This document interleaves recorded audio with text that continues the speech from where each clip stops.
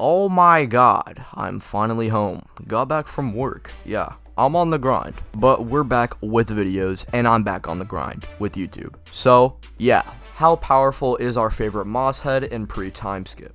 Let's find out today.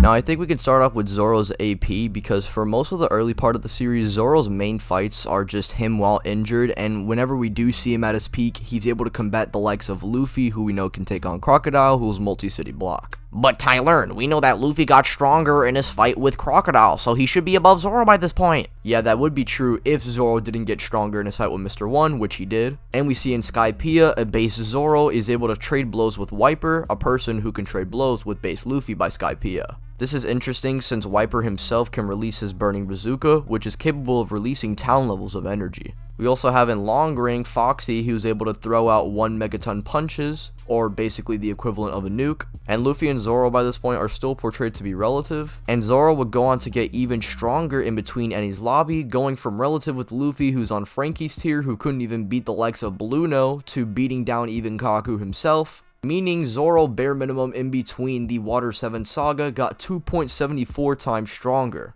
Now sadly, this is where Luffy begins to surpass the other Straw Hats and sort of be in a league of his own, but that is until Thriller Bark, where Zoro becomes an entirely different beast in comparison to before. Oh, and by the way, for durability, his durability should literally be the same as his AP, if not even greater, and you'll see why. Firstly, we have to acknowledge in his fight with Oars after receiving his sword upgrade, we see clearly that the sword gives Zoro the AP to deflect a blow from Oars, and this is him not even being aware of the blade's full potential because he just got it. Meaning there's still more to Zoro's strength, and by this point he still has the best feats against Oars out of all the Straw Hats. Zoro being the GOAT doesn't even stop here, as we then see later on in Thriller Bark, Zoro is capable of cutting Kuma, while weaker versions of the Kuma bots, or the Pacifistas, could take combined attacks from the Straw Hats, which included Gear 2 and Gear 3 Luffy, plus a combination of all the other Straw Hats, including a much weaker Zoro in comparison to the one in Thriller Bark. So Zoro just being able to chip the actual Kuma would put him above Gear 2 Luffy, Sanji, all the other Straw Hats easily. And by this point he already got beaten up by Oars, so this is a crippled Zoro pulling these feats off. And in the same arc we see Zoro's greatest durability feat, which is taking all of Luffy's pain while injured, and beforehand he took a whole point blank Uru shock. So a crippled on crippled Zoro takes all of Luffy's pain, making him have more durability than Luffy himself, which would put him above any of the other Straw Hats. And in Thriller Bark, mind you, we have not only Kuma being able to throw a city level bomb, we have Moria cracking the land of Thriller Bark, which was also calced at city levels. So we have consistent city level scaling on top of the Foxy Megaton Punch. Since I know people like to say that the Foxy statement is hyperbole, but it's really not, since it's actually consistent throughout the show, or series, I should say. Regardless, Zoro is still the physically strongest and most durable Straw Hat by this point.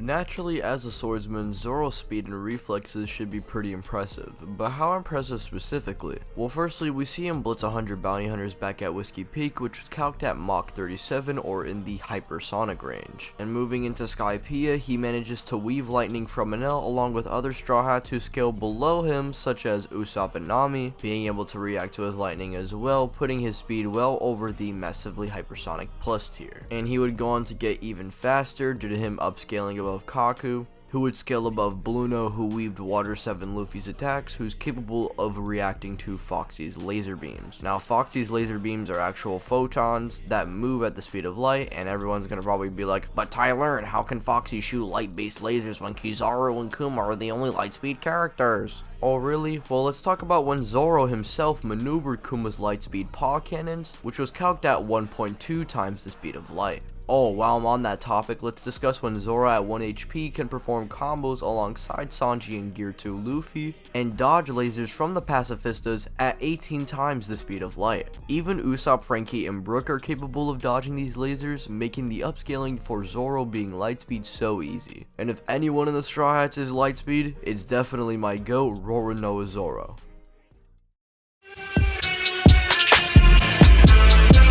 Now, I would go over Zoro's skill, however, instead I'm actually going to be going over his endurance, since I actually went over all of Zoro's skill for Pre-Timeskip in a video of its own, which I'll leave linked in the description.